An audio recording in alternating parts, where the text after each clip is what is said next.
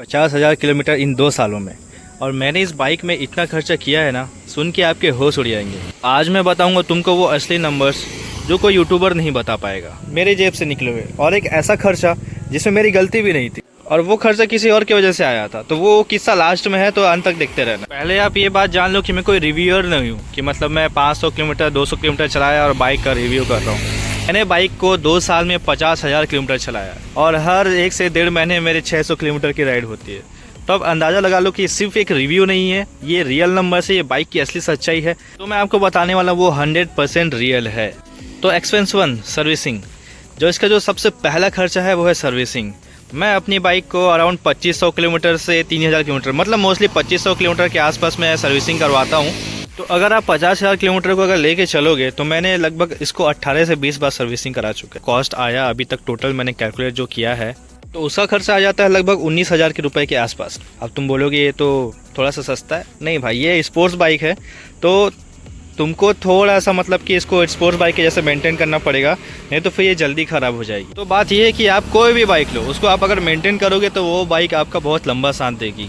Expense 2, चैन Sprocket, या फिर उसको तुम चैन किट कह लो। मेरी चैन पहले बहुत जल्दी लूज़ होती थी और उसको बार बार टाइट करवाना पड़ता, तो बहुत ही फ्रस्ट्रेटिंग था कि MT-15 में ये इशू है शायद कि मतलब इसका चैन जल्दी लूज़ हो जाता है। तो बाद में मैंने एक अच्छा चैन स्प्रॉकेट लगाया, चैन किट लगवाया, जिसके बाद से इसकी चैन जो है बहुत अच्छी चल रही है। अभी कोई इशू नहीं आया है, ज़्यादा मेरे को इसको टाइट भी नहीं करवाना पड़ा।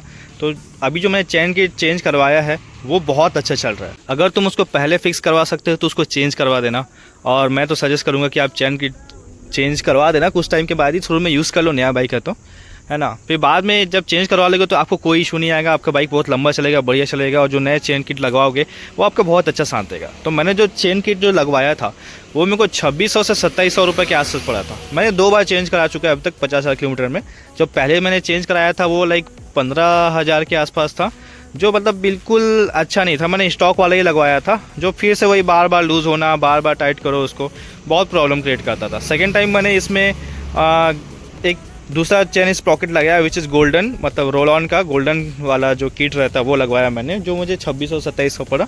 और वो लगवाने के बाद अभी मेरी गाड़ी बहुत बढ़िया चल रही है, मतलब मेरे को कुछ इशू नहीं आ रहा है, बढ़िया है, ज़्यादा टाइट भी नहीं कराना पड़ता, और चैन बहुत अच्छा है ये। मैं जो सेकेंड जो खर्चा जो हुआ था मेरा वो चेन स्प्रॉकेट में हुआ था। एक्सपेंस 3 है हमारा टायर पीछे का। अभी तक सोचो, मैंने जब से 50,000 किलोमीटर चला लिया, मैंने अभी तक बाइक को सामने वाली टायर का अभी तक एक बार भी चेंज नहीं कराया, बट जो पीछे का टायर है मैंने उसको एक बार चेंज कराया है, और उसका खर्चा लगभग मेरे को पड़ा था 5500 से 5600 के अराउंड।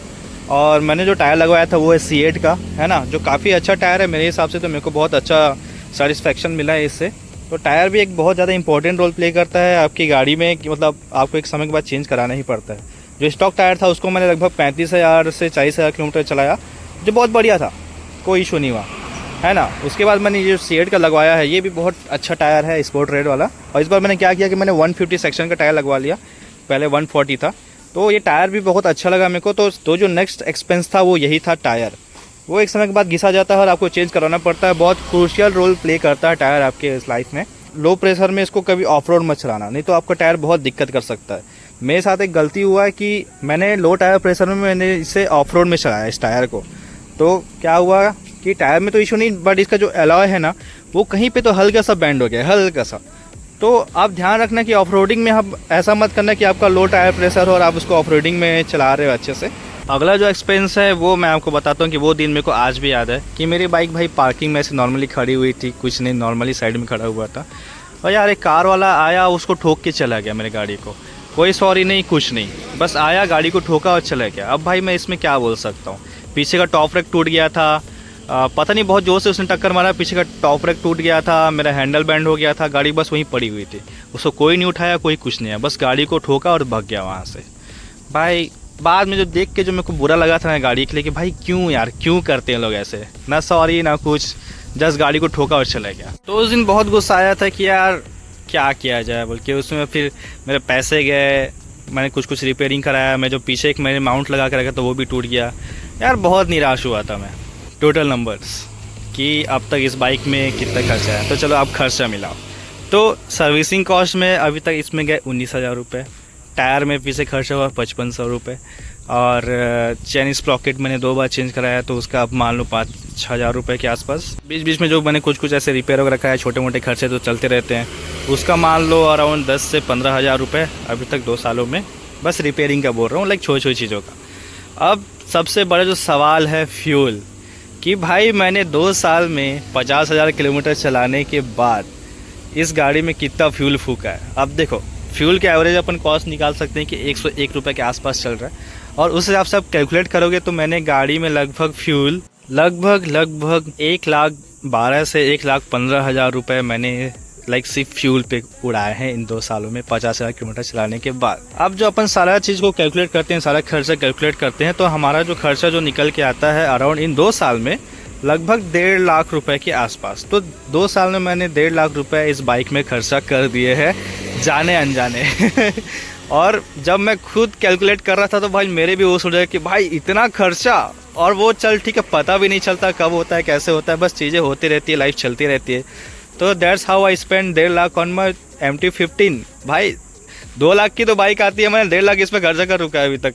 और वो तो ठीक है, बट इसमें मैंने कुछ मॉडिफिकेशन करवाया, कुछ मॉडिफिकेशन मैंने निकलवाए, वो सारी चीज़ का तो मैंने बात ही नहीं किया अभी तक।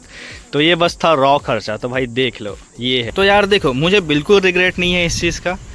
लाइक स्पोर्ट्स बाइक है, इसका माइलेज अच्छा है, सोलो राइड के लिए बेस्ट है, ये सारे चीज़ के हिसाब से ये बाइक को जो बेस्ट बनाता है, तो मुझे बिल्कुल भी रिग्रेट नहीं है कि मैंने इस बाइक में इतने खर्चे किए हैं। तो कोई भी पूछता है कि मैं MT-15 लूँ या नहीं, तो मैं उनको यही सजेस्ट करता हूँ कि भाई ले लो बिना सोचे समझे। अगर आप स्पोर्ट्स बाइक चलाते हो तो कुछ चीज़ों का ध्यान रखनी पड़ती है जो आपको रखनी ही पड़ेंगी। तो अगर आप अच्छे से ध्यान रखोगे बाइक का, तो वो आपका खर्चा कम कराएगी और लॉन्ग टर्म में आपका बाइक बहुत अच्छा साथ देगी। तो या MT-15 क्या लेना चाहिए मेरे हिसाब से, तो हाँ भाई बिल्कुल ले सकते हो। तो यार एक काम करो, अगर तुम्हारा कोई दोस्त MT-15 अगर लेने का सोच रहा है तो ये वीडियो उसको शेयर करो, तो उसके 1.5 लाख रुपए बचाओ, उसको कम से कम सरप्राइजेस से भी बचाओ जो इस बाइक के साथ जो आने वाले हैं। तो फिर कमेंट में बताना कि तुम्हारे पास जो बाइक है या तुम्हारे घर में जो बाइक है उसमें 1 साल में लगभग कितना खर्चा हुआ, और मैं सारे कमेंट्स पढ़ता हूँ। So thanks for watching, this is Harsh on MT, और मिलते हैं जल्दी एक नए वीडियो में। बाय।